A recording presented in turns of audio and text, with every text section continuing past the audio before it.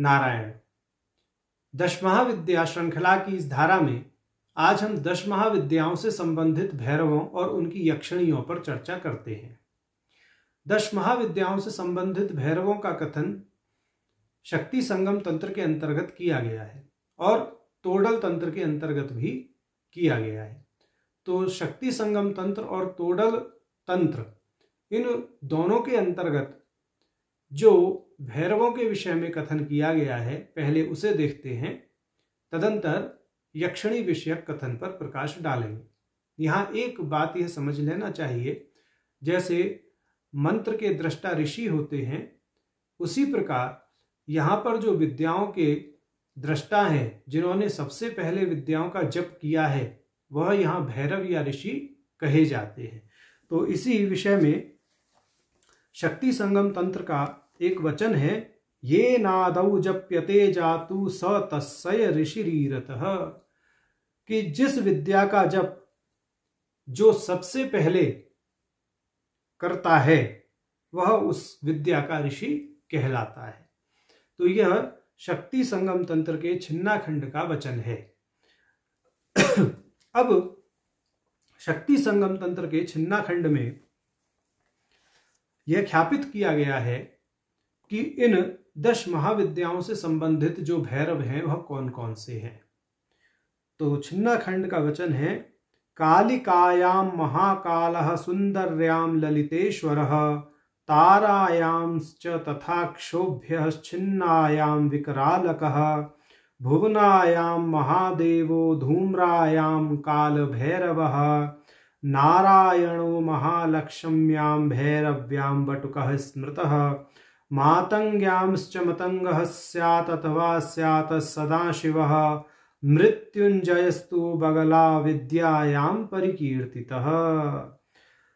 तो ये जो है, इन्होंने 10 महाविद्याओं के विषय में 10 भैरवों का कथन किया है। तो इसके अनुसार काली के भैरव महाकाल, तारा के भैरव अक्षोभ्य, षोडशी के भैरव ललितेश्वर, भुवनेश्वरी के भैरव महादेव, धूमावती के भैरव काल भैरव, त्रिपुर भैरवी के जो भैरव हैं वह बटुक, छिन्नमस्ता के भैरव विकराल भैरव, बगलामुखी के भैरव मृत्युंजय, मातंगी के मतंग या सदाशिव और कमला के भैरव नारायण यहाँ पर कहे गए हैं। ध्यातव्य है कि आगम रहस्य में शक्ति संगम तंत्र का यथावत यह प्रमाण उद्धृत किया गया है, लेकिन वहां छिन्नमस्ता के भैरव के लिए विकराल शब्द के स्थान पर क्रोध भैरव शब्द का प्रयोग किया गया है। तो क्रोध भैरव और विकराल भैरव मूलतः एक ही हैं और दोनों ही छिन्नमस्ता के भैरव सिद्ध हैं। अब तोडल तंत्र के आधार पर एक बात कहते हैं। तोडल तंत्र यह कहता है, महाकालम दक्षिणायाम दक्ष भागे प्रपूजिते शृणु चार्वांगे सुभगे कालिकायाश्च भैरव, कि भगवती कालिका के भैरव महाकाल हैं और वह भगवती काली के दक्षिण भाग में पूजे जाने चाहिए या पूजे जाते हैं। अब आगे कह रहे हैं, पूरा यह वचन उद्धृत करेंगे व्याख्या करते हुए। इसमें बड़ी विशेष व्याख्या की गई है तोडल तंत्र में भैरवों के पक्ष की। कहते हैं, महाकालेन वै सार्धम दक्षिणा रमते सदा ताराया दक्षिणे भागे अक्षोभ्यम परिपूजयेत समुद्रमथने देवी कालकूटम समुत्थितम सर्वे देवा सदा राश्च महाक्षोभम अवाप्नुयुः क्षोभादिरहितं यस्मात् पीतं हलाहलं विषम अतएव महेशानि अक्षोभ्य परिकीर्तितः तेन सार्धम महामाया तारणी रमते सदा। तो यहाँ पर अक्षोभ्य भैरव के विषय में कहा गया कि भगवती तारा के दक्षिण भाग में अक्षोभ्य भैरव की पूजा करनी चाहिए।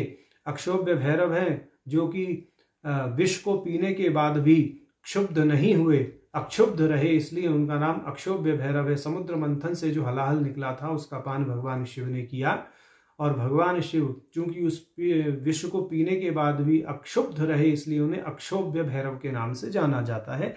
ऐसा तोडल तंत्र के प्रथम पटल के अंतर्गत ही कहा गया है। अब आगे महात्रिपुर सुंदरी के भैरव के विषय में कह रहे हैं, महात्रिपुर सुंदर्या दक्षिणे पूजयेत शिवम पंचवक्त्रम त्रिनेत्रम च प्रतिवक्त्रे सुरेश्वरी तेन सार्धम महादेवी सदा काम तुकुहला अतएव महेशानी पंचमीति प्रकीर्तिता। यहाँ पर भगवती षोडशी के भैरव को पंचवक्त्र कहा गया है और शक्ति संगम तंत्र में उन्हें ललितेश्वर कहा गया था। यहाँ एक बात ध्यान देने योग्य है, ललितेश्वर, पंचवक्त्र और आनंद भैरव, यह तीनों जो नाम है ये भगवती ललिता या षोडशी के भैरव के लिए प्रयुक्त है। नाम भेद से यहाँ रूप भेद नहीं है। अब आगे भुवनेश्वरी के भैरव के विषय में कहते हैं, स्वर्गे मृत्युश्च पाताले या चाद्या भुवनेश्वरी एताशु रमते येन त्र्यंबकस्तेन कथ्यते सशक्तिश्च समाख्यातः सर्वतंत्र प्रपूजितः।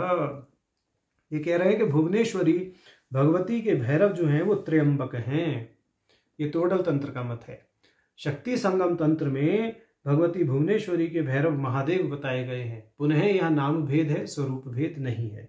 अब आगे भगवती भैरवी के भैरव के विषय में कहते हैं, भैरव्या दक्षिणे भागे दक्षिणामूर्ति संज्ञकम पूजयेत प्रयत्नेन पंचवक्त्रम तमेव ही।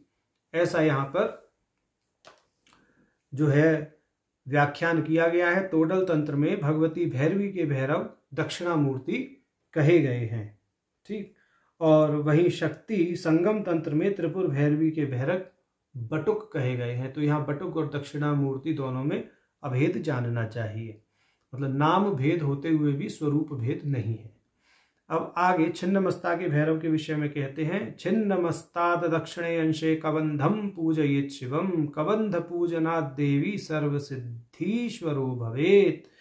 कि दक्षिण भाग में भगवती छिन्नमस्ता के कबंध भैरव की पूजा करनी चाहिए, ऐसा तोडल तंत्र कहता है। और वहीं छिन्नमस्ता का जो भैरव शक्ति संगम तंत्र में बताया है उसे विकराल भैरव कहा गया है। तो विकराल भैरव, कबंध भैरव और प्रकारांतर से विकराल भैरव को आगम रहस्य में क्रोध भैरव कहा गया है।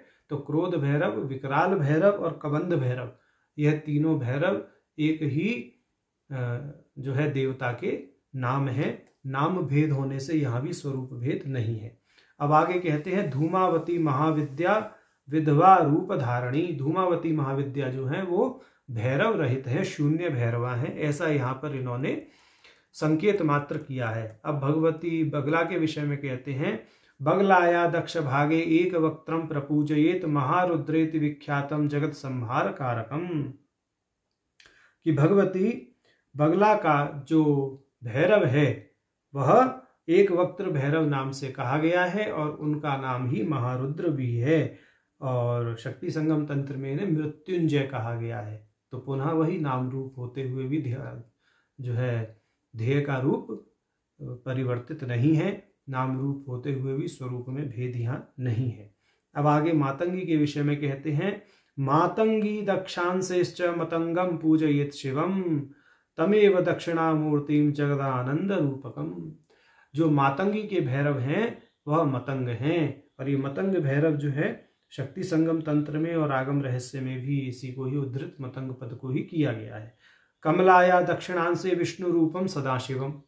भगवती कमला के जो भैरव हैं वह विष्णु रूप सदाशिव हैं, जबकि शक्ति संगम तंत्र में नारायण पद का प्रयोग हुआ है। तो यहाँ पर चूंकि विशेषण दे दिया, क्या विष्णु रूपम सदाशिवम करके इस तरह से बोल दिया, विष्णु रूपम सदाशिवम।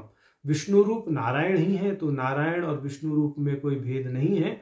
इसलिए तीनों जो हमने यहाँ पर आपके सामने प्रमाण रखे, शक्ति संगम तंत्र का, तोडल तंत्र का और आगम रहस्य में जो शक्ति संगम तंत्र के ही वचन में थोड़ा भेद करके प्रस्तुत किया गया है वो, तो इन तीनों प्रमाणों के आधार पर 10 महाविद्याओं के जो भैरव हैं वह नाम भेद होते हुए भी उनमें स्वरूप का अभेद रहता है। इसलिए उनकी कथन को समझना चाहिए इस दृष्टि से, ठीक है।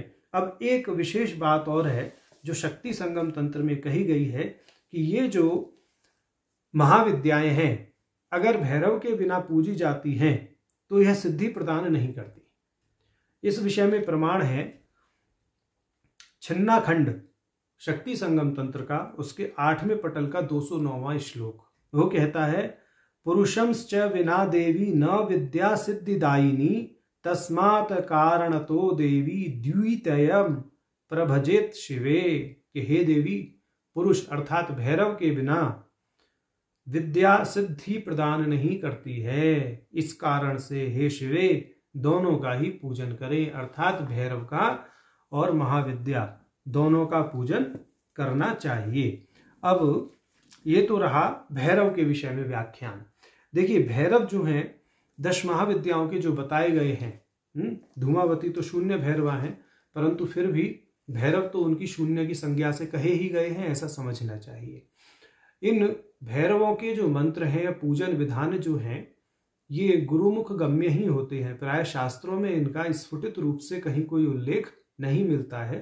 तो जब 10 महाविद्या की साधना कराई जाती है तो इन भैरवों के भी मंत्र या उनके पूजा विधान जो है वो गुरु द्वारा प्रदान अवश्य किए जाते हैं। तो 10 महाविद्या की साधना में ये एक विशेष बात ध्यान रखनी चाहिए। अब इस धारा में हम 10 महाविद्या से संबंधित उनकी यक्षिणियों का व्याख्यान करते हैं। देखिए, जिस प्रकार से 10 महाविद्याओं की अपने विशेष भैरव हैं, उसी प्रकार से 10 महाविद्याओं की अपनी विशेष यक्षिणियां भी हैं।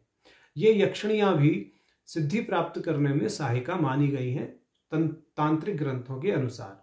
वैसे तो भैरव, यक्षिणी, योगिनी, गंधर्व, किन्नर, अप्सराएं, हर एक महाविद्या के साथ में विशेष रूप से एक इस तरह का जो है देवताओं का एक पूरा समूह संलग्न है। लेकिन विशेष रूप से भैरव और यक्षिणी, ठीक, जो लोग और थोड़ा निम्न कोटि की साधना करना चाहते हैं तो उनके लिए अप्सराएं आदि जो अप्सराएं होती हैं उनकी भी वह साधना कर सकते हैं। परंतु भैरव की साधना तो प्राय मुख्य है ही, अन्य की साधनाएं जो हैं वह वैकल्पिक ही रहती हैं। जो लोग प्राय तुच्छ सिद्धि आदि प्राप्त करना चाहते हैं या तुच्छ लौकिक कामनाएं जिनकी हैं, वह इस तरह की साधनाओं में प्रवृत्त होते हैं। जिन लोगों को या जिन साधकों को देवी के साथ में सायुज्य प्राप्त करना अभिष्ट होता है, वो प्राय भैरव और 10 महाविद्या से संबंधित जो भी विद्या या मंत्र है उसकी ही उपासना करते हैं। माने 10 महाविद्या में से कोई एक विद्या और उससे संलग्न भैरव, तो ऐसा समझना चाहिए। तो यहाँ यक्षिणी के विषय में हम बोल रहे हैं। जो 10 महाविद्याएं हैं उनसे संबंधित एक यक्षिणी है। वह यक्षिणी कैसी है उस विषय में, या कौन कौन सी है उस विषय में कह रहे हैं। आदौ कालिश्च तद यक्षी महामधुमती परा, द्वितीया भ्रामरी याश्च सुंदर्या सुरसुंदरी, भैरविश्चंद्ररेखाश्च भार्याश्च भगिनी सुता, मताशाली केलिकुंची श्वश्रुचुश्च शालभंजिका, यक्षिणी रूपमाख्यातं महायक्षिश्च मातृका, तारायास्तारणी यक्षी किंकटा पद्मनायिका, छिन्नाया लंपटा यक्षी बगलाया बिडालिका, कमलायस्तु धनदा भुवनेश्या शृणु प्रिये, त्रिलोक्य मोहिनी यक्षी मातंग्यः शृणु यत्नतः, श्री मनोहारिणी प्रोक्ता धूमावत्या शृणु प्रिये, भीषणी यक्षिणी प्रोक्ता दशमंडलम इरीतितम, 10 विद्या विधौ देवी महायक्षयः प्रकीर्तितः। तो इस तरह से 10 यक्षिणियों का जो वर्णन है वह शक्ति संगम तंत्र के ताराखंड में किया गया है। इसके अनुसार भगवती काली की यक्षिणी महामधुमती, तारा की यक्षिणी तारणी, सुंदरी की यानी त्रिपुर सुंदरी की यक्षिणी सुरसुंदरी, भुवनेश्वरी की यक्षिणी त्रिलोक्य मोहिनी, त्रिपुर भैरवी की यक्षिणी चंद्ररेखा, छिन्नमस्ता की यक्षिणी लंपटा, धूमावती की यक्षिणी भीषणी, बगलामुखी की यक्षिणी विडालिका, मातंगी की यक्षिणी मनोहारिणी और कमला की यक्षिणी जो कि बहुत प्रसिद्ध हैं धनदा यक्षिणी, ये कही गई है। तो इस तरह से आज हमने 10 महाविद्याओं के भैरव और उनकी यक्षिणियों का परिचय आप लोगों को दिया। नारायण।